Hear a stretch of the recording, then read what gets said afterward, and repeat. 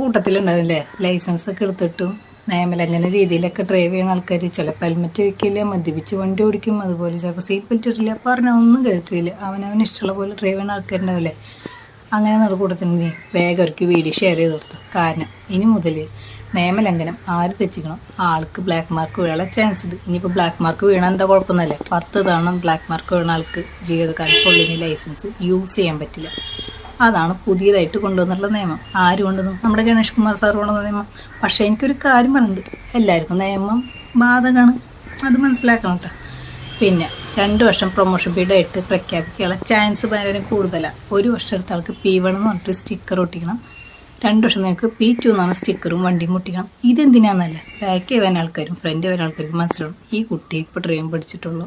നമ്മളാണ് ശ്രദ്ധിക്കേണ്ടത്. നമ്മൾ നോക്കി കണ്ടുപോയാൽ നമുക്ക് ബ്ലാക്ക് മാർക്ക് വീഴില്ല എന്നാണ് ഇതിൽ തെളിയിക്കുന്നത്. അപ്പോൾ നിയമങ്ങളൊക്കെ മാറുകയുണ്ട്. നമ്മുടെ നിയമലംഘനമായിട്ട് വണ്ടി ഓടിക്കുന്ന ഫ്രണ്ട്സ് നിങ്ങളുടെ ഡെലിവറി എടുത്തിട്ടുണ്ടെങ്കിൽ മാക്സിമം അവർക്ക് ഷെയർ ചെയ്ത് കൊടുത്തു.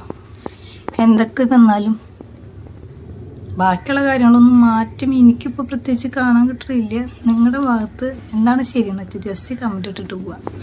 പിന്നെ പുതിയ അപ്ഡേഷൻ വീഡിയോ ആണെങ്കിൽ ജസ്റ്റ് ഫോളോ ചെയ്തോ. അപ്പോൾ ടാറ്റ ബൈ.